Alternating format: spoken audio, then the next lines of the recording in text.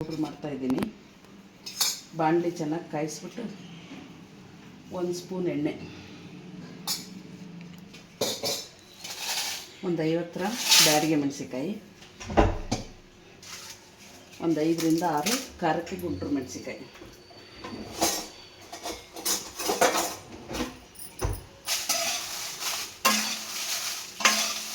Full ಸಣ್ಣ ಹುರಿಬೇಕು. ಇದನ್ನು ಚೆನ್ನಾಗಿ ಕೆಂಪಾಗೋವರೆಗೂ ಹುರ್ಕೊಳ್ಳಿ. ಒಂದಿಷ್ಟು ಕರಿಬೇವು ಹಾಕಬೇಕು.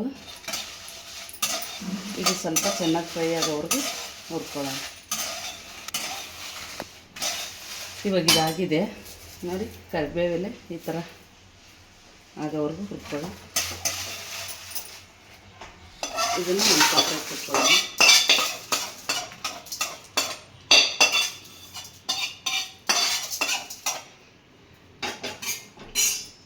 ಈಗ 1 ಟೀ ಸ್ಪೂನ್ ಸಾಸಿವೆ, 1 ಟೀ ಸ್ಪೂನ್ ಮೆಂತ್ಯ, 1 ಟೇಬಲ್ ಸ್ಪೂನ್ ಕಾಳುಮೆಣಸು,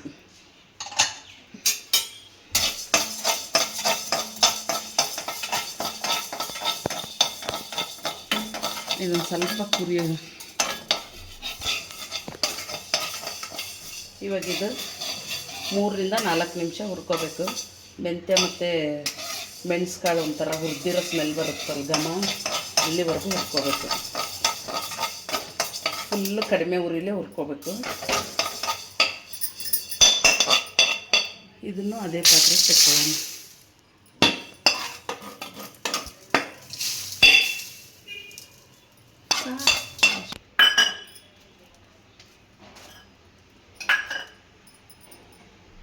ಈ ಬಟ್ಲಲ್ಲಿ ಅರ್ಧ ಬಟ್ಲು ಎಳ್ಳು, ಕಪ್ಪೆಳ್ಳು, ಗ್ರಾಮ್ ಲೆಕ್ಕದಲ್ಲಾದರೆ 50 ಗ್ರಾಮ್.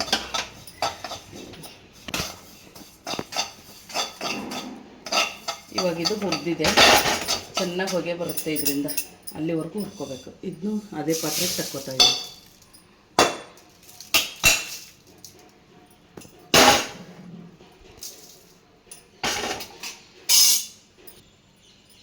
ಈಗ ಅದೇ ಬೌಲಲ್ಲಿ 1 ಬೌಲು ಧನಿಯಾ, ಅದು 50 ರಿಂದ 75 ಗ್ರಾಮ್ ಒಳಗೆ.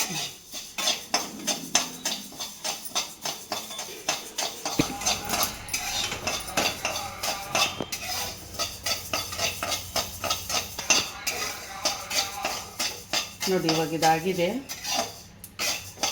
ಎಲ್ಲ ಸಣ್ಣ ಉರಿಲೇ ಹುರ್ಕೋಬೇಕು.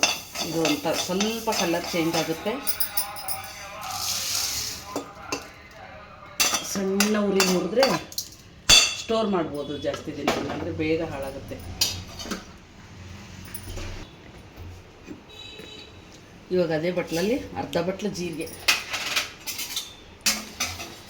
ಚೆನ್ನಾಗಿ ಘಮ ಬರೋವರೆಗೂ ಹುರ್ಕೊಳ್ಳೋಣ. ಇದೆಲ್ಲ ಪದಾರ್ಥನೂ ಸಣ್ಣ ಉರಿಲೇ ಹುರಿಬೇಕು.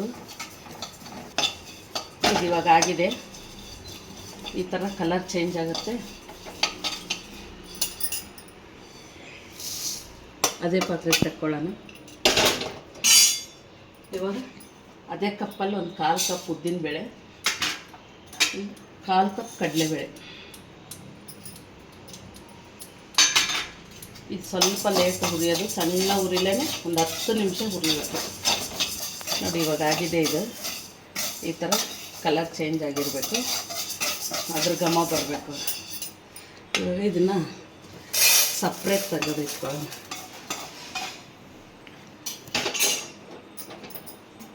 ಈಗ ಅದೇ ಬಟ್ಲಲ್ಲಿ 1 ಬಟ್ಲು ಫುಲ್ಲು ಒಣ ಕೊಬ್ಬರಿ, ಇದು ಸ್ವಲ್ಪ ಕೆಂಪಾಗೋವರೆಗೂ ಹುರ್ಕೊಳ್ಳೋಣ. ನೋಡಿ ಇವಾಗ ಇದು ಆಗಿದೆ, ಕೆಂಪಗಾಗಿದೆ. ಈ ಥರ 4 ರಿಂದ 5 ನಿಮಿಷ ಹುರ್ಕೋಬೇಕು. ಇದನ್ನು ಸಪ್ರೇಟ್ ತೆಗೆದಿಟ್ಕೊಳ್ಳೋಣ.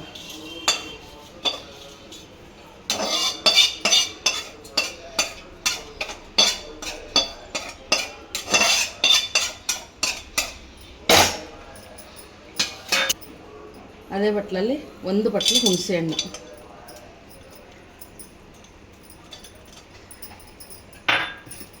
ಇದು ಸ್ವಲ್ಪ ಒಂದು 2-3 ದಿವಸ ಬಿಸಿಲಲ್ಲಿ ಚೆನ್ನಾಗಿ ಒಣಗಿಸ್ಕೊಂಡಿರಬೇಕು ಹುಣಸೆ ಹಣ್ಣು.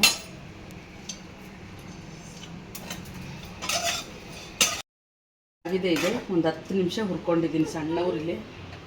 ಆಫ್ ಮಾಡಿ ಬೇರೆ ತಕ್ಕೊಳ್ಳೋಣ.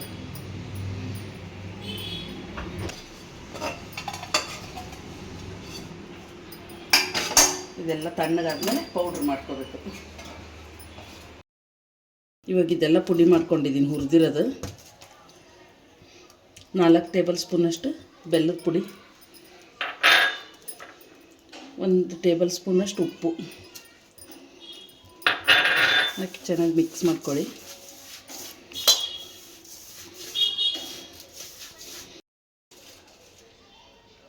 ಒಂದು ಬಾಣಲಿಕಾಯಿ ಇಟ್ಬಿಟ್ಟು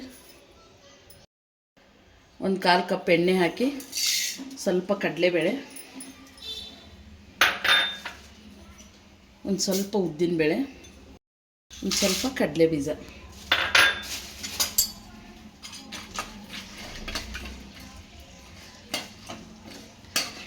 ಇದೆಲ್ಲ ಸಣ್ಣ ಉರಿಲಿ ಇಟ್ಕೊಂಡು ಫ್ರೈ ಮಾಡ್ಕೋಬೇಕು.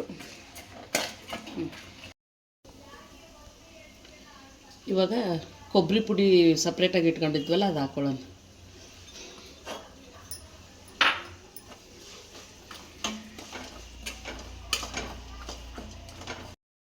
ಇವಾಗ ಈ ಪುಡಿನ ಹಾಕ್ಕೊಳ್ಳೋಣ.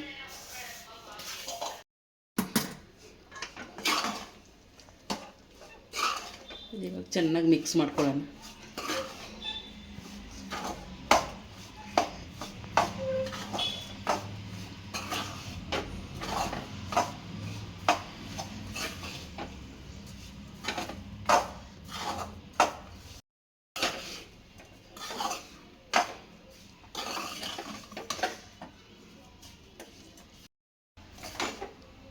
ಇದು ಇವಾಗ ಆಗಿದೆ, ರೆಡಿಯಾಗಿದೆ.